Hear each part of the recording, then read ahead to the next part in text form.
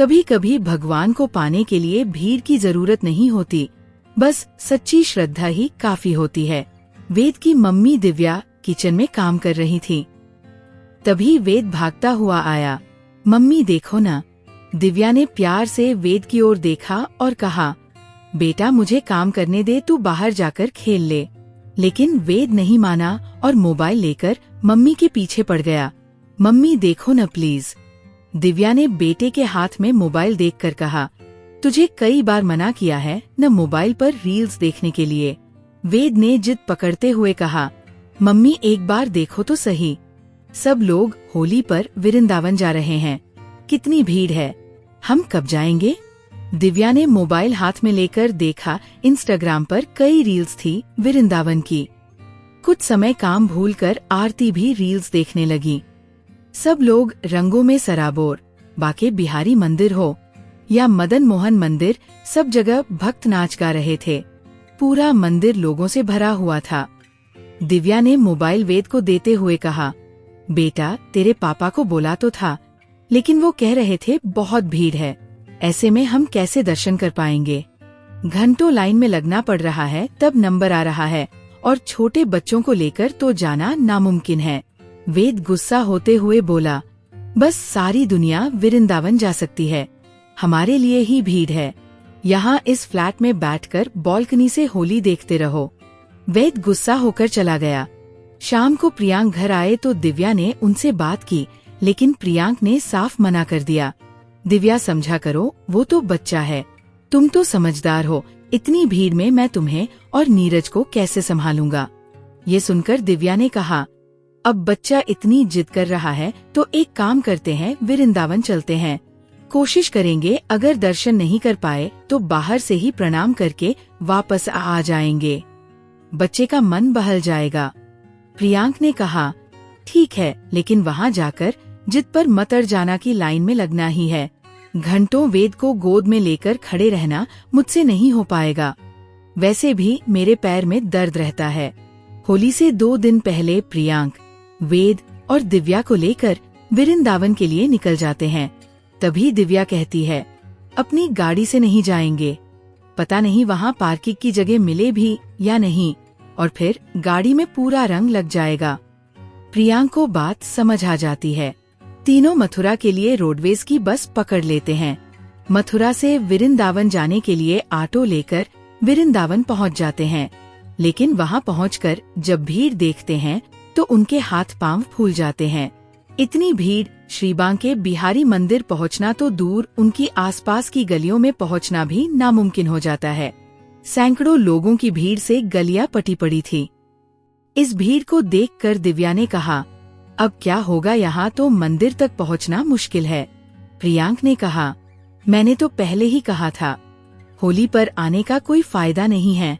वेद ने पापा से कहा, पापा आप लाइन में तो लगो, कान्हा जी अंदर से बुला लेंगे। वेद की बात सुनकर प्रियांक ने कहा, बेटा मैं लाइन में नहीं लग सकता, इतनी भीड़ में। कुछ भी ठहरने और खाने का समझ में नहीं आ रहा था। बहुत देर तक इंतजार करने के बाद तीनों वापस जाने की सोच रहे थे।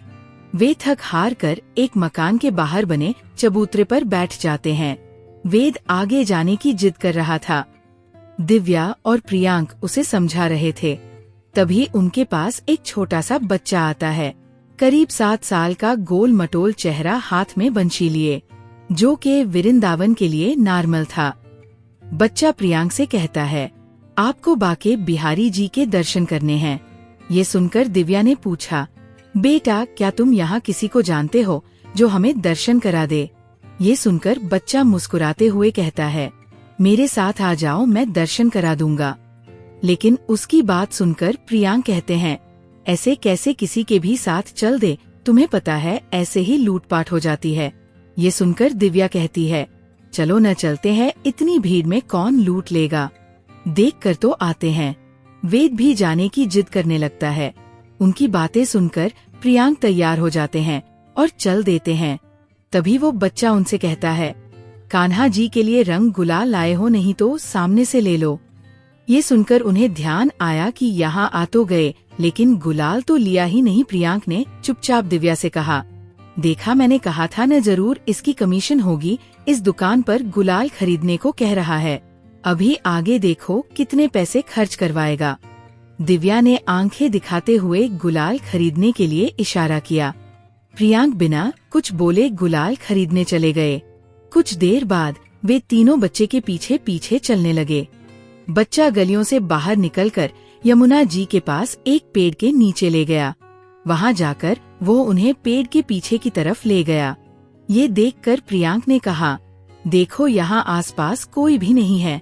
मैंने कहा था, पर तुम नहीं मानी। अब जरा सावधान रहना। बच्चा पेड़ के पीछे ले जाकर बोला, लो खेल लो होली बाके बिहारी जी से। दिव्या और प्रियांक देखकर दंग रह गए। पेड़ के नीचे बने चबूतरे पर बाके बिहारी जी की एक तस्वीर रखी थी। ये देखकर दिव्या ने कहा, बेटा तुमने तो कहा था मंदिर ले जाओगे, ये कहाँ ले आए, हमें तो मंदिर जाना था। तब उस बच्चे ने कहा, आप पहले इन्हें गुलाल लगाओ, फिर आंखें बंद करके यहाँ बैठ जाओ। बस जैसा मैं कह रहा हूँ वैसा ही करो। दिव्या वेद को गोदी में बिठाकर प्रियांक जी के साथ नीचे बैठ जाती है। दोनों अपनी आंखें बंद कर लेते हैं। तभी वे क्या देखते हैं कि तीनों बाके बिहारी जी के मंदिर में श्री बाके बिहारी जी के सामने खड़े हैं। मंदिर में बहुत कम लोग हैं। पुजारी जी सबको गुलाल लगा रहे हैं। दिव्या और प्रियांक एक दूसरे को देख रहे थे। फिर उन दोनों ने बाके बिहारी जी के चरणों में माथा टेका। दोनों को गुलाल लगाया गया। इसी बीच वेद का हाथ उनसे छूट गया। दिव्या वेद वेद आवाज देने लगी। तभी दोनों की आँख खुल गई। उन्होंने देखा उनके चेहरे पर वही गुलाल लग रहा था। वेद पास में खड़ा था। वह पूरा रंगों में सराबोर था। दिव्या ने जल्दी से उसे गोद में उठा लिया और पूछा, बेटा तुम्हें ये रंग किसने लगाया? वेद बोला, आप दोनों आंखें बंद करके बैठे थे। तभी कान्हा जी आए और मेरे साथ होली खेलने लगे। मैंने आपको बहुत आवाज दी पर आपने सुना ही नहीं। दिव्या ने पूछा, तू सच कह रहा है? सच में कान्हा जी आए थे। वेद ने बोला, हाँ माँ, सच में कान्हा जी आए थे। प्रियांक और दिव्या ने चारों ओर देखा, लेकिन वो बच्चा कहीं नहीं था। प्रियांक और दिव्या की आंखों से आंसू बह रहे थे। प्रशांत ने बोला, कान्हा जी मंदिर छोड़कर खुद हमारे साथ होली खेलने आ गए। दिव्या और प्रशांत ने उस तस्वीर के सामने माथा टेका। बहुत देर तक तीनों वहीं बैठकर उस बच्चे का इंतजार करते रहे। फिर वे उस तस्वीर को लेकर अपने घर आ गए। इसीलिए कहते हैं, मन में अगर श्रद्धा हो तो भगवान जरूर मिलते हैं, कभी मंदिर में, कभी भक्ति में और कभी एक छोटे बच्चे के रूप में। दोस्तों, 2 दिन बाद होली है। चलिए अपनों के साथ होली मनाते हैं। साथ ही ये वृंदावन की कहानी कैसी लगी कमेंट में जरूर बताना। हमारी तरफ से आप सभी दर्शकों को होली की अनंत शुभकामनाएं। Happy Holi in advance.